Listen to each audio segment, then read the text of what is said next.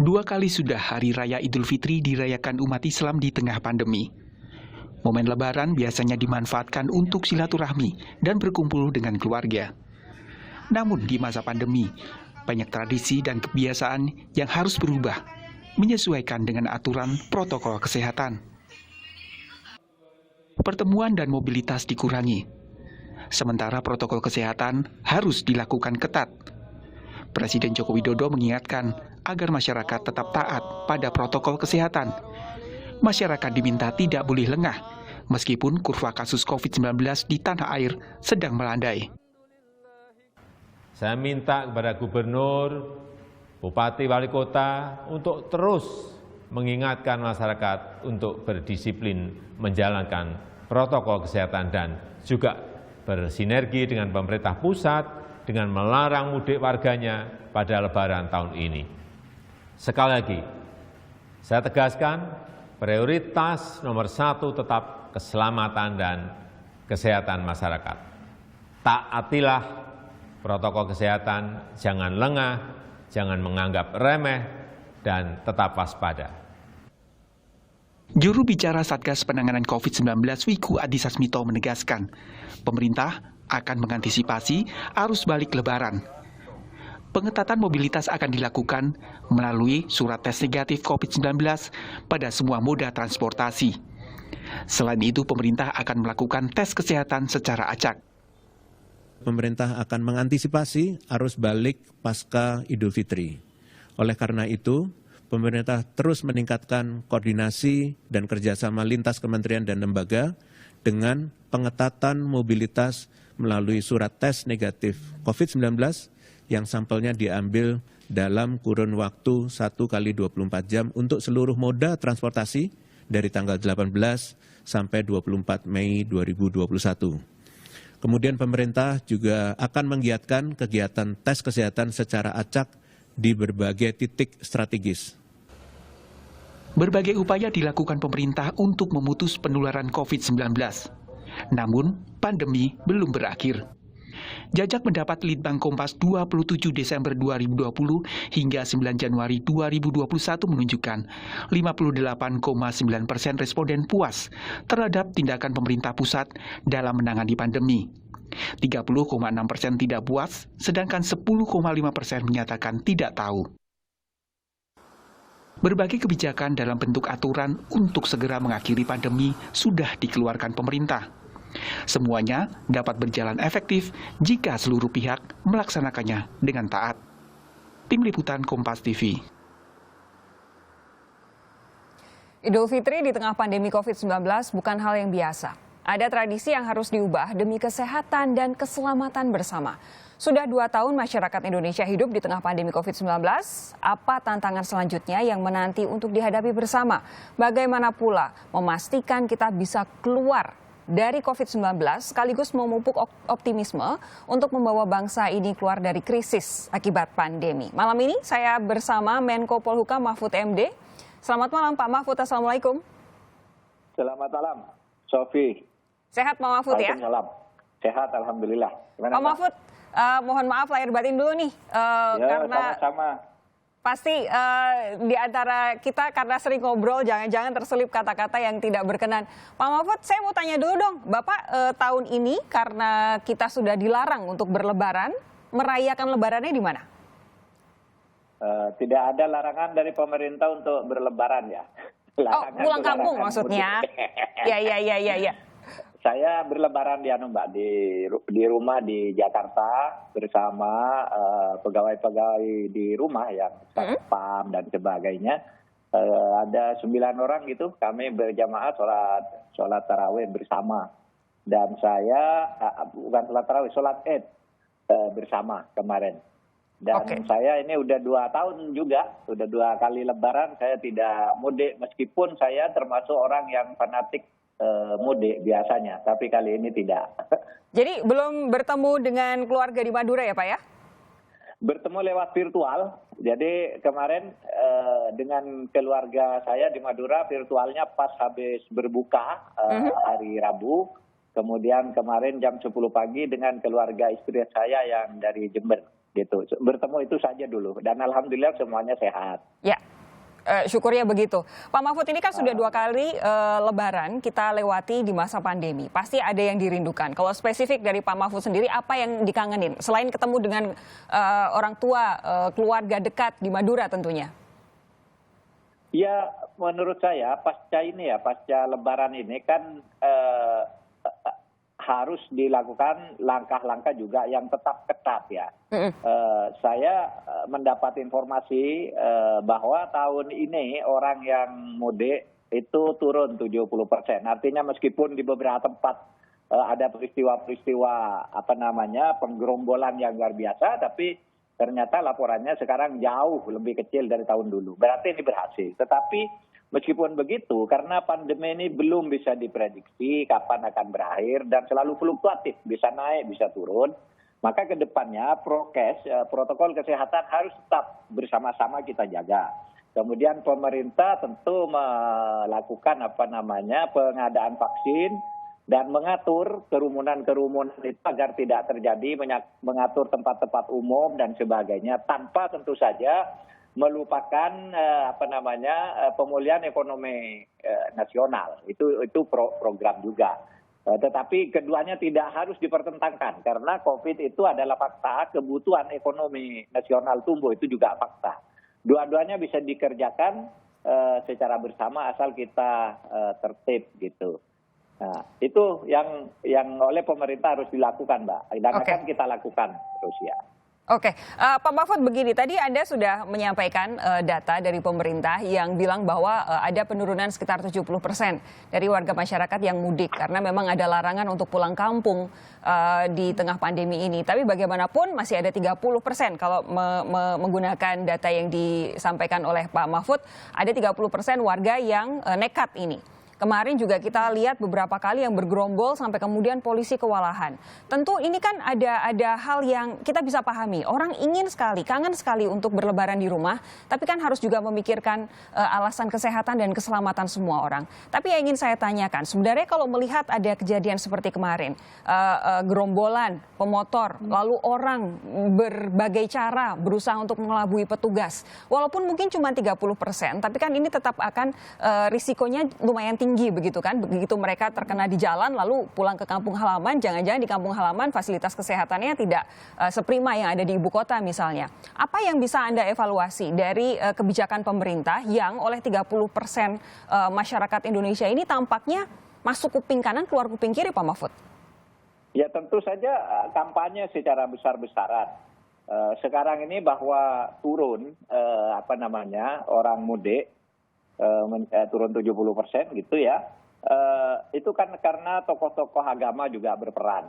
Tahu bahwa melaksanakan ajaran agama itu ada pilihan-pilihan yang lebih fleksibel. Kemudian masyarakat juga sudah mulai sadar, kemudian tokoh-tokoh adat dan petugas-petugas lapangan. Tentu saja ke depannya kita atur secara lebih rapi lagi karena kesadaran sudah mulai meningkat sekarang. Dan mudah-mudahan mungkin Mbak, ini kan kemarin penggelembungannya itu terjadi 2 hari sampai sehari sebelum Lebaran. Mungkin seminggu ke depan itu bisa dilihat mungkin ada kenaikan. Tapi hari ini sesudah seminggu lebih adanya larangan, hari ini hasil tes itu sudah di bawah 4.000 yang terinfeksi, yang sembuh di atas 4.000 gitu. Artinya sebenarnya ada tren bagus ketika kita mengetatkan. Tetapi keketatan itu sekarang kita lihat 1 atau 2 hari sebelum Lebaran itu terjadi penumpukan yang itu mungkin akibatnya baru akan terlihat nanti sesudah seminggu. Tapi mudah-mudahan tidak terlalu fatal gitu. Saya mau meng-highlight tadi pernyataan Pak Mahfud bahwa memang saat ini ada kurang dari 3.000 kasus untuk hari ini, kasus baru COVID-19. Namun yang juga harus dipertimbangkan adalah testingnya tidak sampai 20.000 dalam hari ini. Sekitar 18.540 saja, antigennya 6.399. Ini yang kita harapkan tentunya kalau tesnya banyak begitu. Saya ingat Pak Jokowi pernah bilang di Januari lalu, 1 orang kontak tracingnya sampai dengan 30, harusnya testingnya tinggi, tapi hasilnya yang rendah. Itu yang tentu kita harapkan bersama. Pak Mahfud begini, ini kan kebijakan pemerintah kan yang namanya pandemi itu kan ongoing begitu ya. Jadi ada hal-hal yang memang harus kita adaptasi seiring dengan waktu. Dulu bahkan WHO juga merasa masker tidak ada gunanya untuk orang yang sehat. Tapi nyatanya kemudian di tengah jalan ketika ada informasi baru, sains baru menunjukkan hasil yang baru begitu, kemudian berubah. Pemerintah juga tentu kebijakannya berubah. Tapi ada beberapa hal yang selama ini dikritik oleh para pengamat kebijakan itu justru berubah-ubah, tidak konsisten. Nah, kalau sampai kemudian ada tingkat kepatuhan masyarakat yang rendah begitu, katanya karena selama ini pemerintah juga tidak jelas dalam arahan kedisiplinan, arahan kebijakan COVID-19-nya. Ada masyarakat yang sampai saat ini masih justru abai begitu. Apa yang bisa Pak Mahfud sampaikan soal ini? Kalau soal berubah-ubah itu mungkin pada tataran teknis ya, tetapi kebijakannya bahwa harus ada larangan mudik itu sudah final. Kemudian mungkin di tingkat lapangan, di tempat-tempat tertentu, oh ini boleh sekarang pesawat, boleh, tidak boleh gitu. Itu karena situasinya juga fluktuatif kan. Fluktuatif. Tetapi yang lebih jadi masalah sebenarnya di tengah-tengah masyarakat sendiri kan ada kontroversi ya. Ada yang bilang gitu bahwa pemerintah harus tegas melarang dengan segala sanksi yang ketat. Tapi juga banyak tokoh masyarakat, jangan dong, ini kan urusan tradisi, urusan keagamaan. Tuhanlah yang menentukan orang sakit atau tidak. Nah, dalam keadaan begitu, maka pemerintah mengambil keputusan. Sesuai dalil di dalam hukum, pemerintah itu tidak boleh membiarkan sesuatu terombang-ambing. Dan dia harus mengambil keputusan yang harus diikuti karena dia pemerintah yang dipilih secara konstitusional. Maka dalilnya itu hukmul hakim yarfa'ul khilaf. Keputusan pemerintah itu mengikat terhadap perbedaan-perbedaan itu meskipun pelaksanaannya menjadi fleksibel di lapangan. Pak Mahfud, kemarin yang hangat diperbincangkan oleh kami, terutama yang bekerja di DKI Jakarta, walaupun kemudian domisili ada di wilayah aglomerasi, adalah soal misalnya harus dilarang mudik aglomerasi atau dilarang bepergian aglomerasi begitu. Tapi kemudian masyarakatnya bingung, Pemdanya juga bingung, akhirnya oleh pemerintah pusat dibikin tidak jadi. Ini soal teknis lagi seperti tadi yang di-highlight Pak Mahfud. Tapi ini kan ada contoh hal-hal yang harus segera kita ambil keputusan bersama, harus kita pahami bersama, antara pemerintah dan masyarakat harus satu kepala karena kita berhadapan dengan pandemi yang sama. Apa kira-kira yang bisa diambil pelajaran dari soal ini, Pak Mahfud? Satu gini ya, yang soal aglomerasi itu kan sekarang sudah lewat ya, artinya ini sudah lewat hari raya. Tetapi ke depannya betul kita harus banyak bicara dengan masyarakat, meskipun masyarakat itu juga beda-beda ya, di agama ada yang fleksibel, ada yang tidak. Bahkan para pakar juga beda-beda, pakar sosiologi, pakar agama, pakar kesehatan juga macam-macam juga. Nah, oleh sebab itu tadi pemerintah harus mendengar itu semua, membangun kesadaran kita bersama, lalu pemerintah mengambil keputusan. Saya kira itu yang paling bisa dilakukan oleh pemerintah sesuai dengan hak-hak dan kewenangan konstitusionalnya.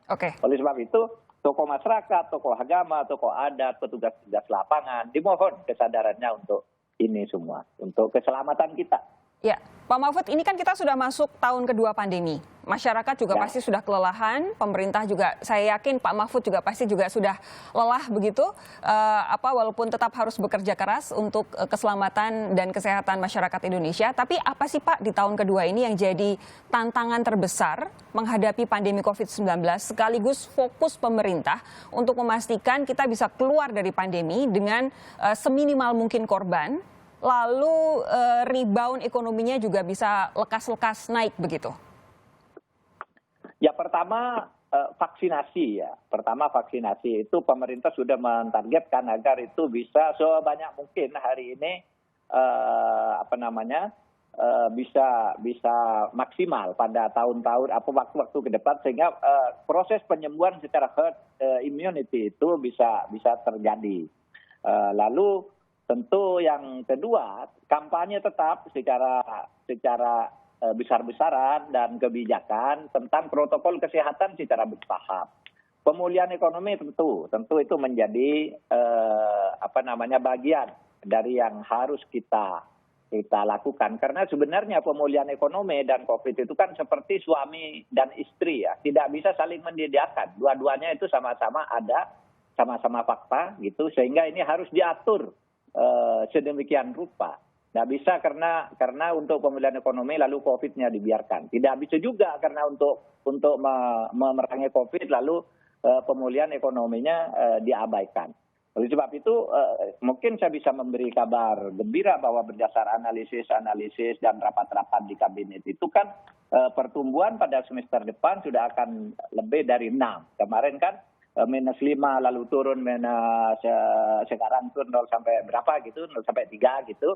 Lalu semester yang akan datang itu diprediksi sudah lebih dari 6 gitu. Karena kita sudah melakukan langkah-langkah bekerja yang lebih sistematis. Gitu. Oke, kita nantikan betul atau tidaknya prediksi ini. Semoga sih betul ya Pak Mahfud ya. Pak Mahfud, saya harus bertanya satu hal ini karena ini jadi pertanyaan panas baik dari kami para wartawan maupun masyarakat.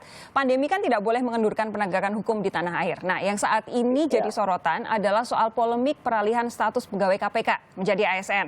Pemerintah katanya diminta untuk mengevaluasi seleksi pegawai di KPK. Tanggapan Pak Mahfud sebagai Menko Polhukam? Pemerintah itu telah melaksanakan perintah undang-undang bahwa alih status pegawai KPK ke ASN itu dilakukan oleh KPK. Itu urusan KPK. Tetapi pemerintah sudah memberi garis, alih status itu tidak boleh menyebabkan gaji pegawai KPK itu turun. Selama ini pegawai KPK itu gajinya jauh lebih banyak dari ASN biasa. Ketika jadi ASN kan harus turun tuh, tapi pemerintah sudah membuat kebijakan. Tolong, silakan diatur sesuai dengan kewenangan KPK yang diberikan oleh undang-undang, lalu pemerintah melalui Menpan RB sudah membuat keputusan, sudah membuat peraturan ASN dari KPK. Yang jadi polemik kan adalah 75 orang yang tidak lolos tes kebangsaan ini, Pak. Lah kan bukan urusan pemerintah itu ya. Nanti pemerintah disuruh intervensi lagi ke KPK gimana? Dulu katanya nggak boleh intervensi. Sekarang sudah disuruh intervensi. Bahwa kemudian tes wawasan kebangsaan ini muncul karena adanya kewajiban pegawai KPK dialihkan menjadi ASN karena adanya revisi Undang-Undang KPK yang salah satunya diajukan disetujui oleh DPR dan juga pemerintah. Ya itu KPK dong, kan DPR dan pemerintah sudah buat aturan harus dijadikan ASN, titik. Untuk jadikan ASN pemerintah sudah buat aturan gajinya jangan turun, titik. Silahkan laksanakan proses ASN itu sesuai dengan independensi KPK yang diberikan oleh undang-undang dan peraturan perundang-undangan. Lalu mereka melakukan itu. Kalau kami disuruh intervensi gimana caranya ya? Dulu katanya nggak boleh ikut-ikut intervensi. Sekarang dipaksa suruh intervensi lagi. Oke, jadi menurut Pak Mahfud tidak ada yang salah ya dengan tes uji wawasan kebangsaan kemarin ya? Pemerintah tidak bilang salah atau benar. Karena bukan pemerintah yang menyelenggarakan itu. Oke, Pak Mahfud, terakhir dong, ini masih dalam rangka Idul Fitri, masyarakat masih bergembira, tapi sambil juga tetap hati-hati karena masih di tengah pandemi. Saya ingin Pak Mahfud memberikan sedikit pesan Idul Fitri deh untuk masyarakat Indonesia supaya kita bisa bersama-sama sebagai sebuah bangsa sabar menghadapi pandemi ini. Ya, Idul Fitri itu artinya kembali ke asal kesucian. Kalau Idul Fitri bernegara itu kembali ke tujuan negara, yaitu membangun masyarakat yang merdeka, berdaulat, adil, dan makmur. Mari kita bekerja untuk itu semuanya. Nah, untuk pribadi tentu Syawal. Syawal itu artinya meningkatkan diri atau mendaki. Menuju mana? Syawal itu menuju Idul Fitri, menuju asal kesucian kembali. Nah, itu saja pesannya. Kalau itu diambil substansinya, saya kira kita semua akan menjadi lebih baik. Oke. Kita berharap bersama kita sabar menghadapi pandemi COVID-19, saling bekerja sama, saling menjaga, saling membantu untuk kemudian memutus rantai penularan COVID-19 supaya angka yang saat ini trennya turun semakin menurun. Pak Mahfud, terima kasih sudah bergabung bersama kami di Sapa Indonesia Malam hari ini. Selamat Lebaran, mohon maaf lahir batin, salam untuk keluarga ya Pak ya. Ya, salam juga. Saya lihat gambar Pak Abdul Qadir di sini dan Mas Arya. Tadi mulia salam dari sini. Saya. Terima kasih Pak Mahfud.